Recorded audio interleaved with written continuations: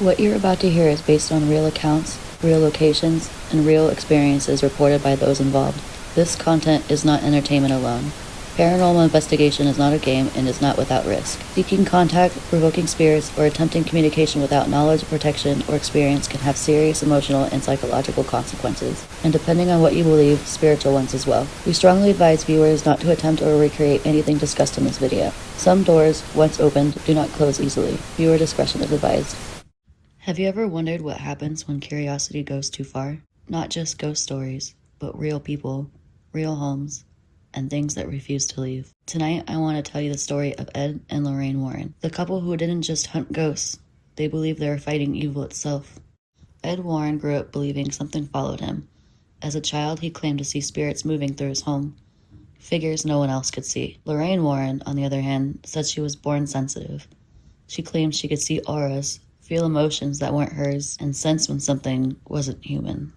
They met, fell in love, and instead of settling into a quiet life, they founded one of the first paranormal investigation groups in America, the New England Society for Physic Research. This was the 1950s. No ghost shows, no EVP apps, just notebooks, tape recorders, prayer, and whatever was waiting for them in the dark. The Warrens didn't believe all ghosts were human spirits. In fact, they believed many weren't. They said some hauntings were something far worse.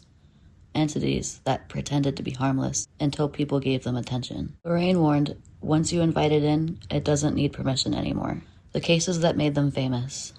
Amityville. In 1975, they were called to a house in New York, a home where an entire family had been murdered.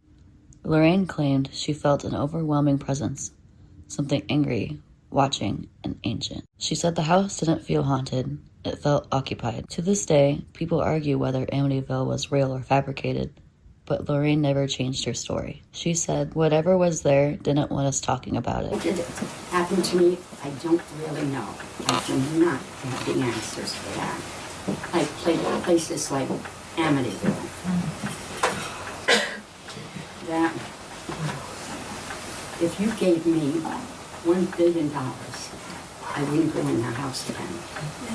Because it messed up my life and my husband's life. Terrible, horrible, horrible place. Oh, it was terrible. That's where I levitated with my body in that home. Annabelle. This one is real. And no, she doesn't look like the movie version. Annabelle was simply a Raggedy Ann doll, but the Warrens said the entity that attached itself to it wasn't a child spirit. It was something inhuman, using innocence as a mask. After reports of scratches, nightmares, and violent thoughts, they took the doll and locked it inside a glass case. Lorraine insisted it be blessed regularly. She warned it feeds on attention. People still visit the case today. Some laugh, some mock it, and some just don't leave the same. The Conjuring House. A quiet farmhouse, a family tormented by unseen hands, whispers, and shadows. Lorraine claimed she witnessed a temporary possession, a moment where something else took control. This case haunted her more than any other. She once said, "Some places don't want families, they want hosts." The Occult Museum. Inside their home, the Warrens kept what they removed from investigations: cursed objects, satanic artifacts, and items no one else wanted responsibility for. Lorraine said nothing inside was a trophy. Everything was sealed for a reason. She warned visitors, these aren't souvenirs, they're evidence. I'm Lorraine Warren, and this is my home. We've lived here, I guess about 40 years now. This is where everything started. You guys were inseparable. Oh yeah, yeah, we were. We didn't do anything without one another. Right here is a conjuring mirror. Everything and anything in here we have investigated. Don't ever touch anything, and if you do, let me know. Not everyone believed them. Some said the Warrens exaggerated, some said they misunderstood psychological trauma, others claimed it was all for attention. But here's what makes their story unsettling. They never treated it like entertainment. They never encouraged people to investigate on their own, and they repeatedly warned, you don't need to believe for it to follow you. The legacy.